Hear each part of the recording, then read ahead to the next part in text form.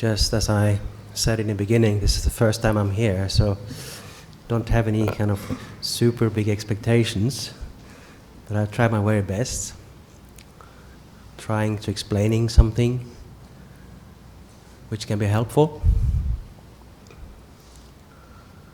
So somebody's going out and somebody's coming in.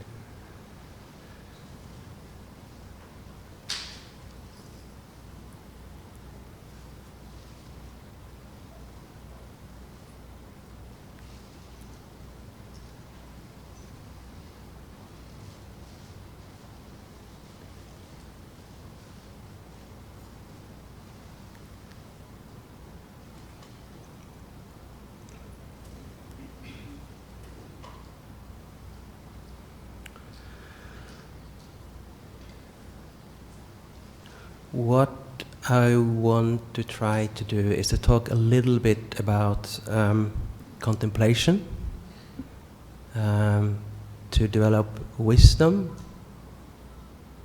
to help live a nice life.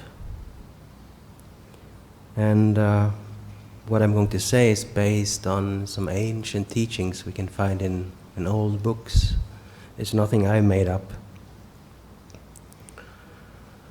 And part of what I'm going to say is also trying to answer the question why.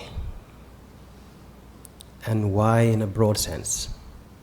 It can be why you come here tonight. It can be why I'm sitting here with a brown robe, living a monastic life. Why? Why are we doing this?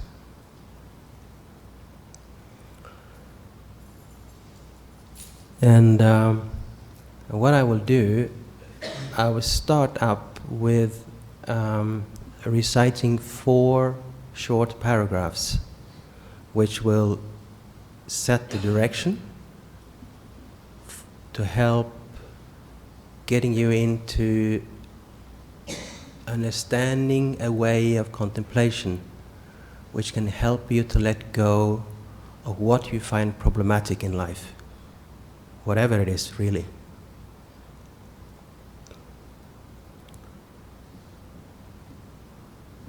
It's in an ancient language. Most of you, some of you, or maybe many of you know something called Pali. So I'm going to chant 4 paragraphs in Pali, and I will explain what it is afterwards. And we'll have some examples. So I'll see whether I'm able to do it in a nice way.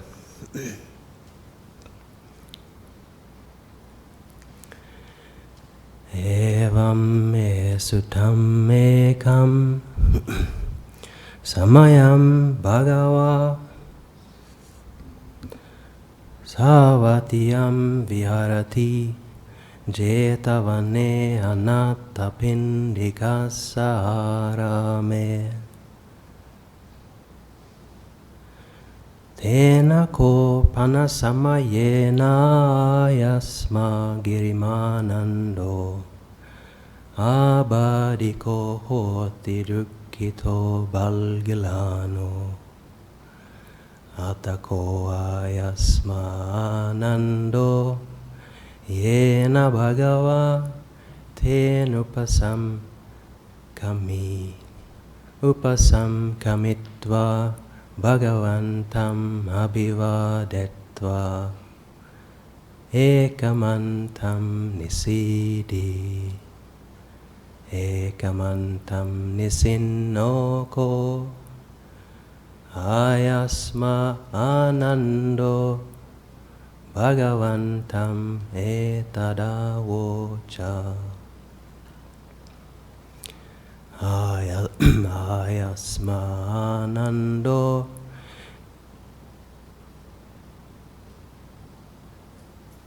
ayasma bante girimanando abadiko hoti dukkito balgalano sadhu bante bhagava yena yasma girimanando Tenupasam kamatu anukampam upadayati. Sacheko tvamananda girimananda sabhikuno dasasanya baseyasi tanam kopanitam vichati yam girimananda sabhikuno dasasanya sutavaso abado tanaso patipasambeya katama dasa anicca sanya anatta sanya asubha sanya adinava sanya pahana sanya viraga sanya nirodha sanya sabalokyana birata sanya sabha sankharesu anicca sanya anapana sati.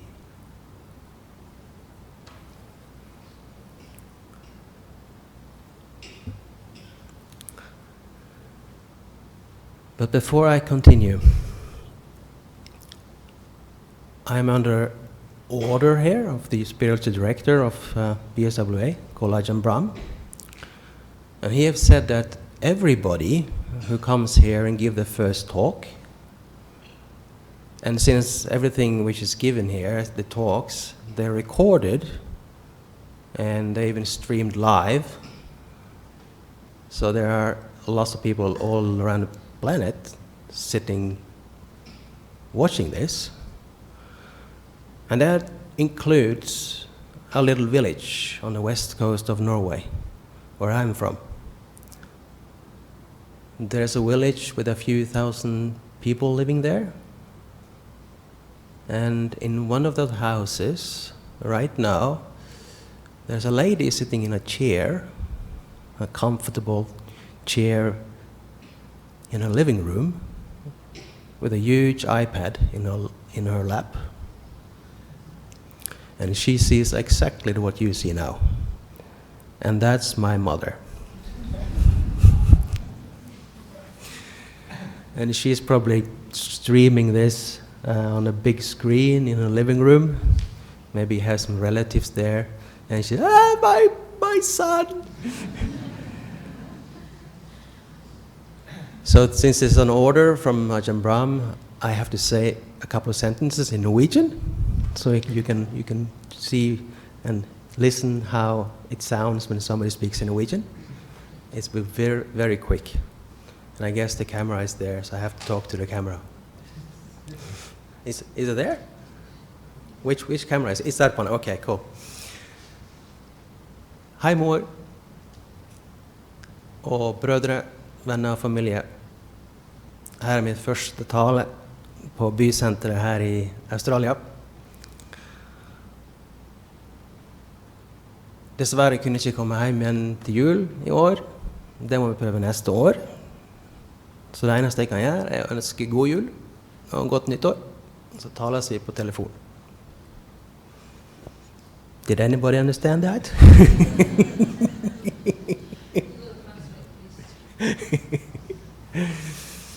I told my mother that I'm giving my first talk at Dhammaloka, and this is like a city center here. And I told her that I'm sorry I couldn't come back to Norway for Christmas, but I'll try that next year. And I sent her a Christmas greeting, and a Happy New Year. So now I've done my duty according to the spiritual director at BSWA. Okay, so now I'm going to try to say something wise. And I will start with telling a short introduction story. This will be based on a lot of examples, and I will lead you step by step by step until something which you probably won't understand, but based on a method, you can contemplate it. Let's say that you decide to go visit a friend. So you put on a jacket, you jump into the car, and you drive somewhere to your friend or your relative or your parents. You park the car, ring the doorbell, and your friend greets you saying hello, and you go in. You pass through the kitchen, into the living room, and there you do something together for a while. Maybe you eat dinner, lunch, maybe you just sit and eat tea and coffee, drink tea and coffee and just talking and discussing. And then after a while, when you're done, you rise up to leave. So you walk off the floor and you pass through the kitchen again on the way out, and that's where you see your wallet. So you pick up your wallet, but then as soon as you picked it up, you realize that, oh, it's not your wallet after all. It looks like your wallet, same color, same brand, maybe, but it belongs to your friend. So then as soon as you realize that, you put it down. You let it go. Right away. No need for thinking. It's not yours. And then you continue out, put on your jacket, go into your car, and then you realize, your wallet, it's in your jacket. The point is that when you walked out of the house of your friend, you thought you saw your wallet. And you picked it up because you took it to be yours. This is my wallet. But as soon as you realized that, it's not mine, then you let it go.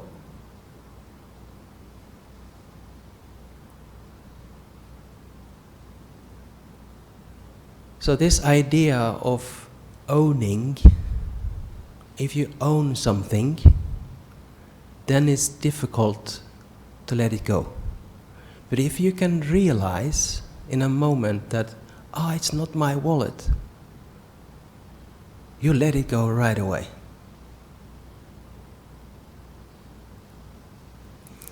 And this is a story I will come back to now when I go through some examples.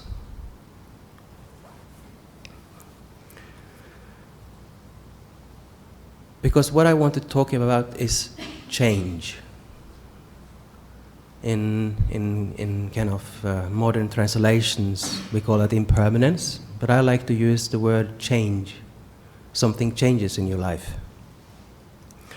And when something changes, then something new happens. And suddenly you can compare. There's something in the past, and there's something different now because of change. And as soon as you can compare, then you can say that this is better or this is worse.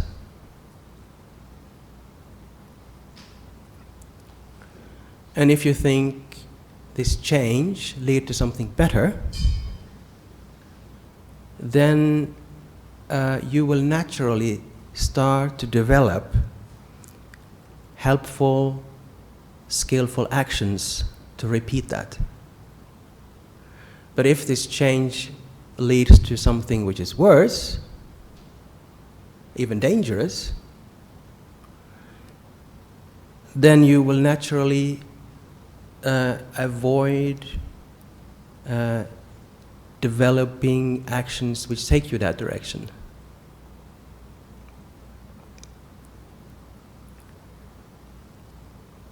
and it will help you to let go. So if there's change, and this change is for the worse, then you can let it go. If the change is for the better, you will stick to it and you will develop it. And I will go through now 6 examples. And I will apply this through these 6, 7 examples. This chant I did in this ancient language, Pali, was about a sick monk at the time of the Buddha. And the attendant of the Buddha, he approached the Buddha and said, can you please go and talk to this monk called, and say something to him so he can become well. But the Buddha said, no, you can go, Ananda. Ananda was the attendant. And go there and talk to him about 10 perceptions. And if this sick monk could hear about these 10 perceptions, and he can contemplate them, then he might get well. And some of those perceptions I'm going to talk about now. Not all of them, because this is a Friday evening. This is not an advanced course on a meditation center, so I have to do just some of them, which is easy to understand. But let's say, first, a very simple example. Let's say you are sick. Let's say you had influenza.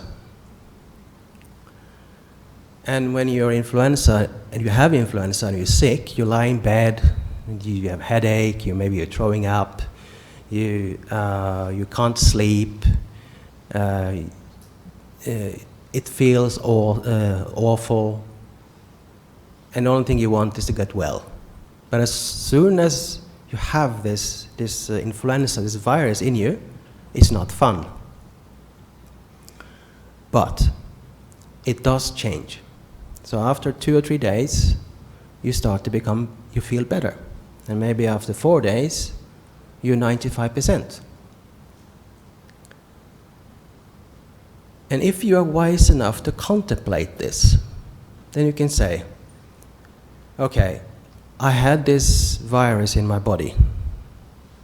So that's one state of my body. And then afterwards, I got healthy. Which is better? And everybody, this is logical. I know this is a very basic example, but that's the point. Everybody will say that being healthy is better, and being sick is worse. So if you contemplate being sick, you might probably start to develop some skillful actions to avoid being sick in the future. So maybe you start washing your hands more often. Maybe you leave the room if there's lots of people coughing. You don't want to get that virus into your body. So you start to develop skillful means to avoid something you find even like dangerous or something you don't want. And this is logical. Everybody understands this, and that's why I'm saying it. And you can also say that we're talking about mind. If you have an influenza, if you have this virus in your body, can you say that this influenza is mine? Is it my influenza? Is it my virus which is inside my body? And most people say no. It's just something which came into this body and you just want to get rid of it as quick as possible. And because you don't take it to be yours, it's not your virus, it's easy to let it go. You don't want to continue to be sick. You want to heal. This is a very basic example, but just to get your mind rolling in the right direction. Next is being tired. In most Western countries, and that includes myself before I become a monk, we work a lot. We really do. And many of us are tired because we work too much. It's almost like a lifestyle problem of the society. So if you've been working a lot, even just like myself last week, it's not only like monastics also have to work. Last week I had to work 13 hours continuously to write a document to the government. And the day after I was really tired. And I remember how it was to work as a financial manager before I became a monk. I actually worked between 60 and 70 hours every week, continuously. And I was continuously tired.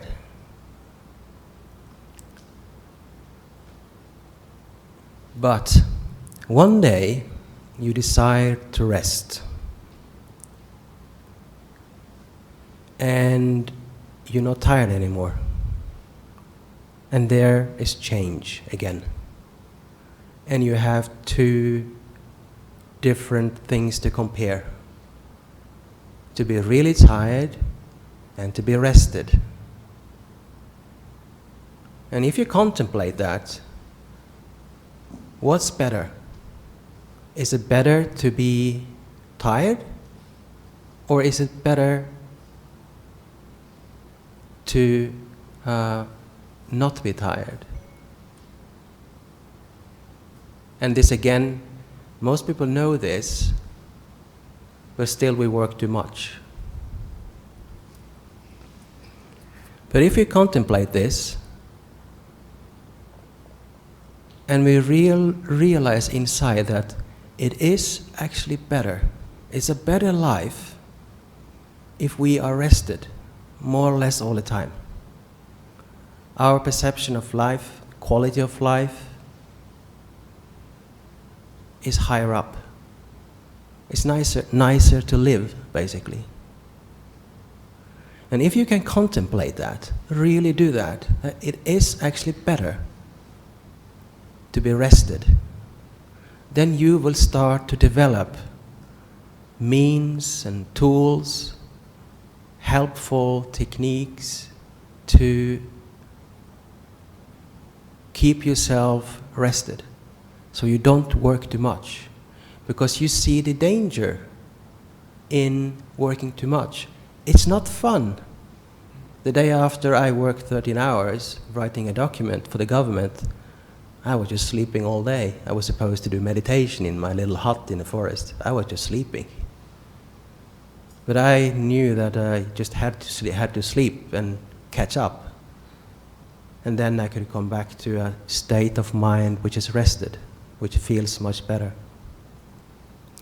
And you can also ask the question, is being tired, is that yours? When I was really tired after working hard, was that my tiredness?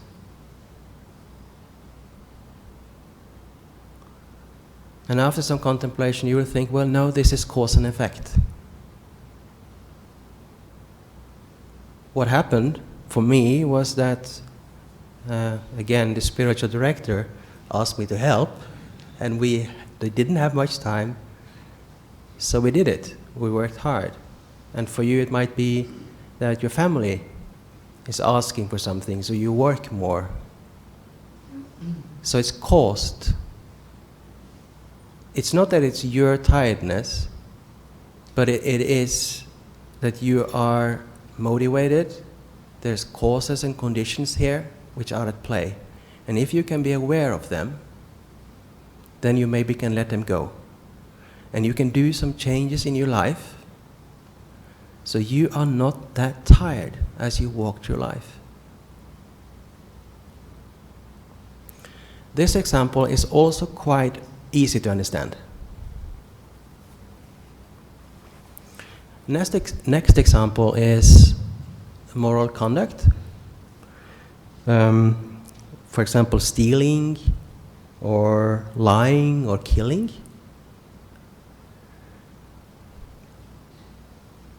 Let's say that if you are living in a relationship, like a stable relationship, and you end up having an affair with somebody else in secrecy,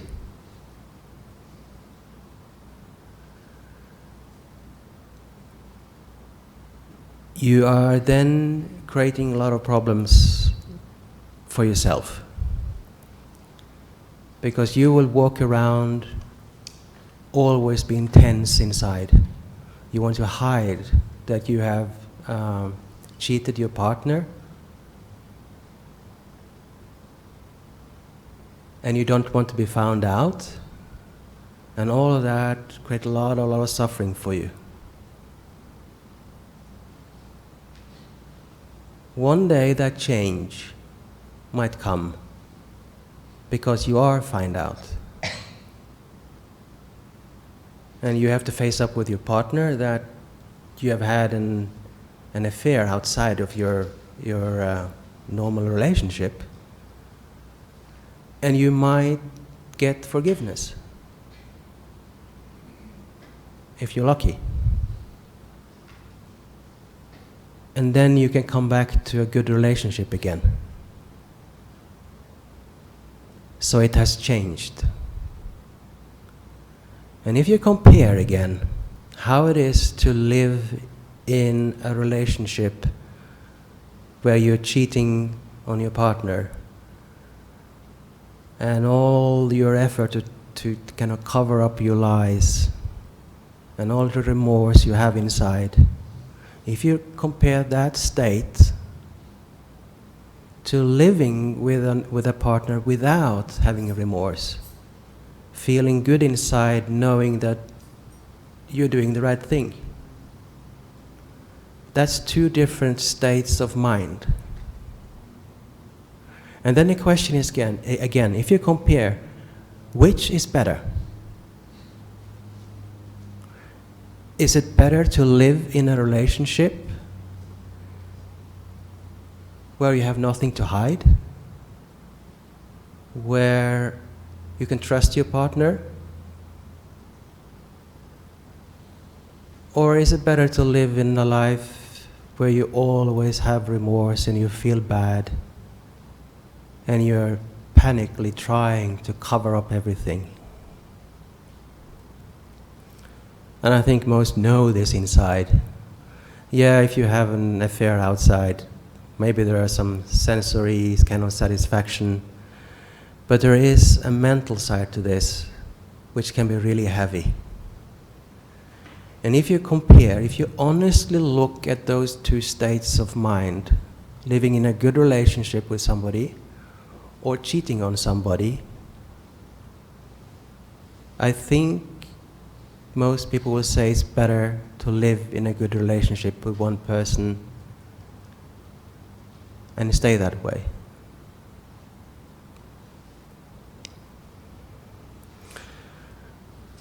We also have hate in our mind. Something can happen to you. Maybe somebody upsets you. Somebody calls you a name. And you start to generate anger and hate towards somebody. It doesn't feel good inside. It's very tiring to be angry. It's very tiring to have hate inside.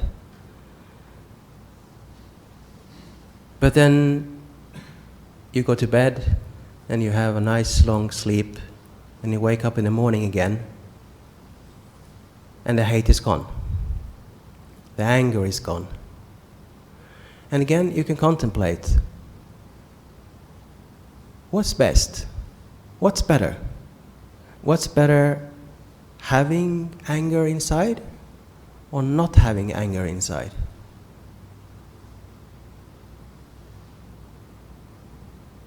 And most people, I think, will find that not having anger inside is preferable. It's nothing you wish to be there. And you also can think, well, this hate, is that mine? Or is it caused?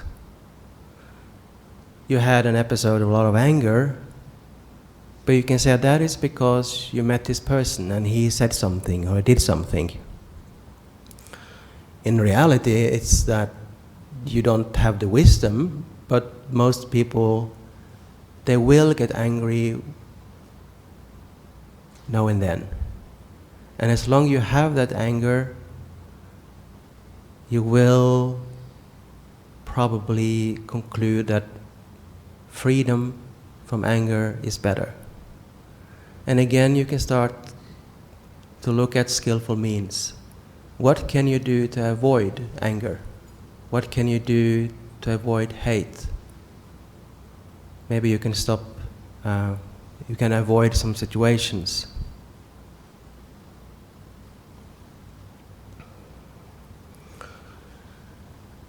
So far, these are situations and emotions which most of us understand. And I'm going to go 2 more steps.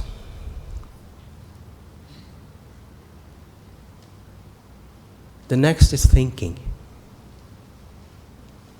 Just normal thinking. Some kind of volitional activity in your mind. The problem now is that we are living our lives continuously with a thinking mind. There's always this thinking and this activity and this volition, all these emotions inside. And that's all we know. And it's only if you somehow start to practice some kind of meditation that you can find a state of mind without thinking. And this is where a lot of people don't have experience. It's only those who do some spiritual development to kind of purify their minds. They know how it is to have a mind which is thinking actively and can compare it with a mind which is peaceful, where there are almost no thoughts, there's no emotions, there is only peace.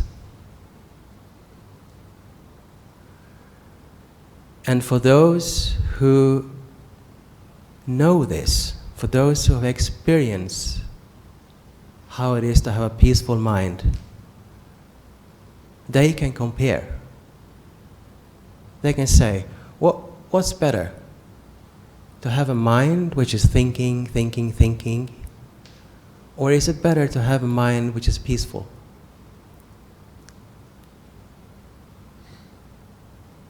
And everybody I have I've been talking to who is trying to learn meditation, to find this peace everybody's talking about in various kind of spiritual traditions, they say that a peaceful mind is better than a thinking mind. Thinking is something which is tiring, but you can only kind of experience that by seeing an alternative. And I just want to read out something here, some research about thinking.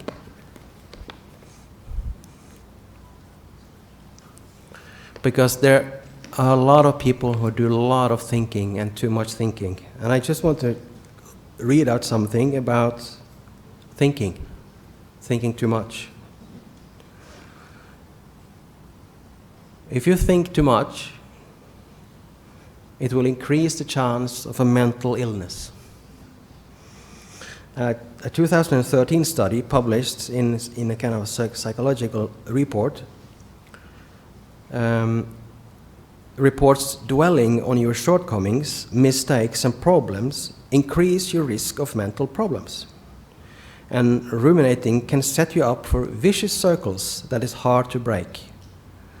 Ruminating wreak havoc on your mental health. As your mental health declines, and then your tendency to ruminate increases even more. And all this thinking, it also interferes with your problem-solving skills. Research shows overthinkers believe they're helping themselves by rehashing their problems in their heads. But it shows, instead of that, it shows analysis paralysis is reality. And this over-analyzing, overthinking, over-worrying interferes with the problem-solving itself. All the thinking also disturbs your sleep.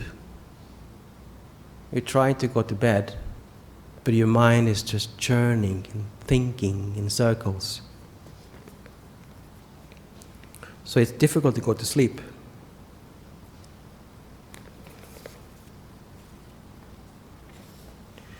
And some people even say that in the very end, if you're ending just increasing thinking, you end up starting using some kind of drugs to calm yourself down. And then you end up destroying your brain.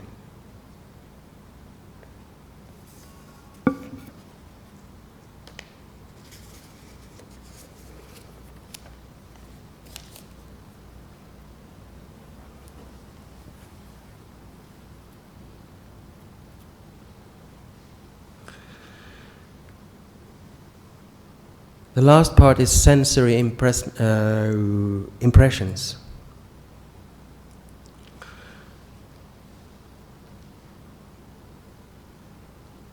Most people who live a normal life live like in a city like Perth with a family, and they have their job and their friends. They go shopping, go working, visiting their friends. And you're living a life where your senses are continuously bombarded by impressions. There is an alternative to that, and that is what you do on a retreat. And that is also what monastics do. As maybe the opposite of most people, like we two here, we live in a hut, 6 square meters, in a forest, without power or electricity or water, without entertainment, no TV, no PlayStation, no internet. We don't own a house or a car.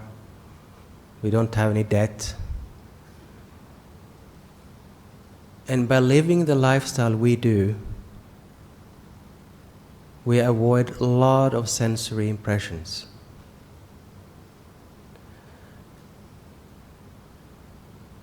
So if you go, for example, sailing, if you go on vacation and you go on board a sailing boat and you go sailing for a couple of weeks,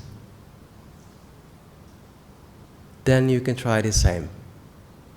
Or you can go to the mountains. That's what I like to do in the past. To go walking in the mountains a week or 2. If you do that, or you go on a retreat, like BSWA has Janagro Retreat Center, where we can have seclusion from sensory impressions a week or 9 days, that is when there's change. You know how it is to live a normal life with your family and your friends and work, and you can put yourself in another situation either walking in the mountains, sailing, or going on a retreat. And that is when you can experience yourself how it is to have less sensory impressions. And only then are you able to judge and compare and say, what's better? Really, what's better? Living like a monk out in the forest, alone, in a little hut? Or living in a nice house, apartment in Perth, job, family?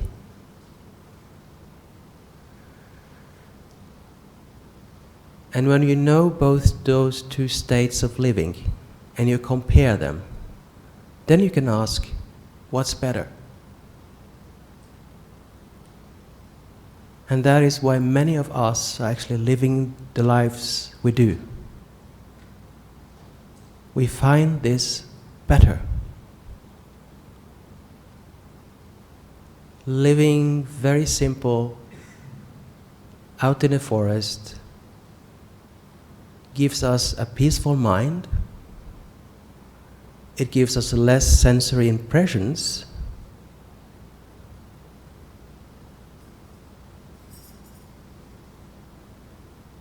And what we find is that inside our mind really gets a boost. What we perceive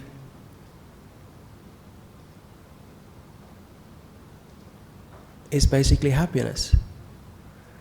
What we perceive is freedom from afflictions.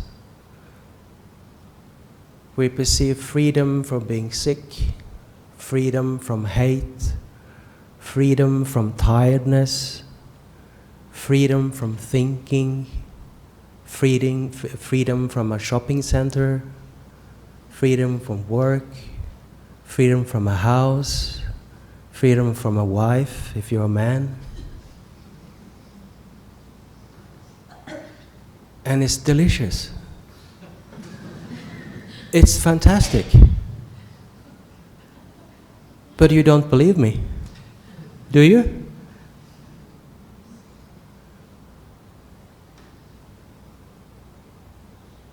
This is why we're living the way we do. Why we live so simple. Because it's better. If you live a monastic life in a good way, and you really try to do it, it's amazing what can happen to yourself inside.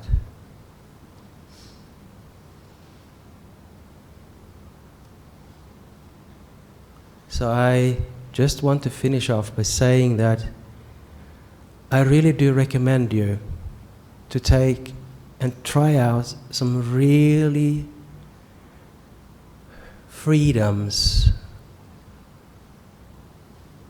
Going on a retreat, go a long trip into the mountains, go sailing, play around and see what's better.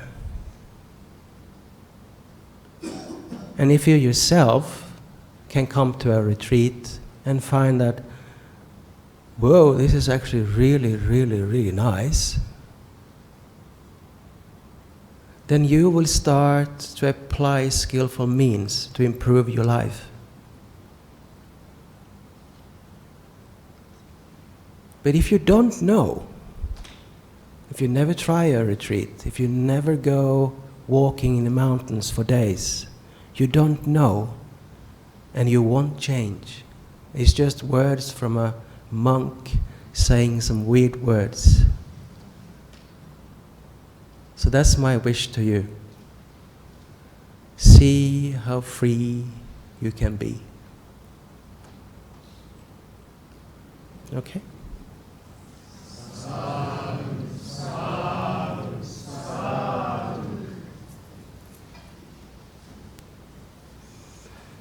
Oops, questions.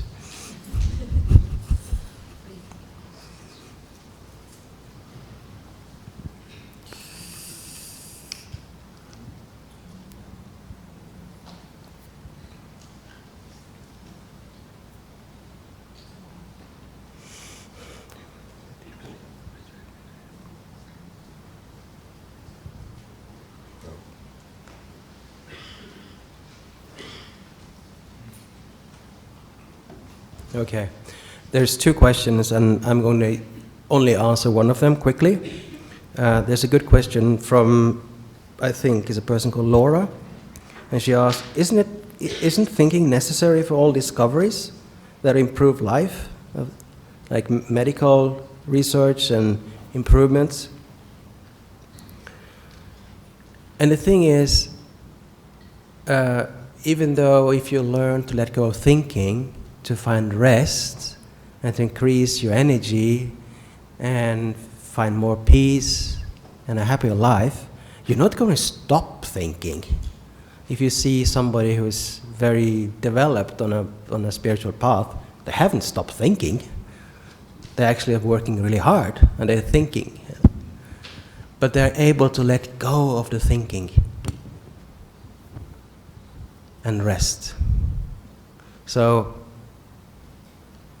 we are going to think, and we will think, but we can also have a rest, and we can have freedom from thinking from time to time. Is there a question in the back? Yeah, I was just wondering, when you talk about what you were saying reminds me of letting go. Do you have any tips for people to let go of things or going on in their lives? Let go of what? Like let go of stress or busyness or stuff like that? If you're sleepy, sleep more. It's very simple.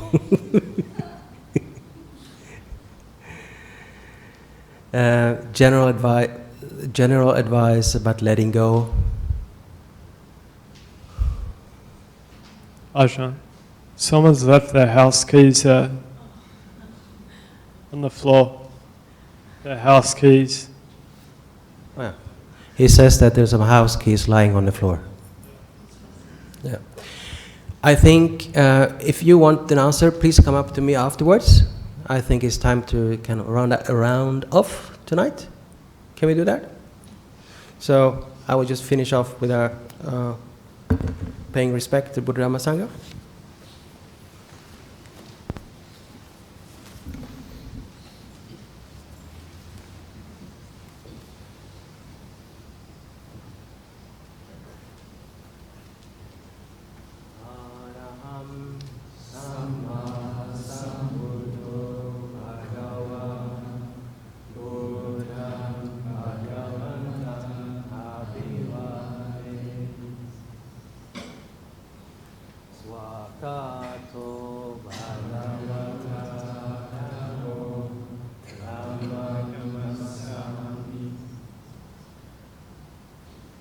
Patipanno Bhagavata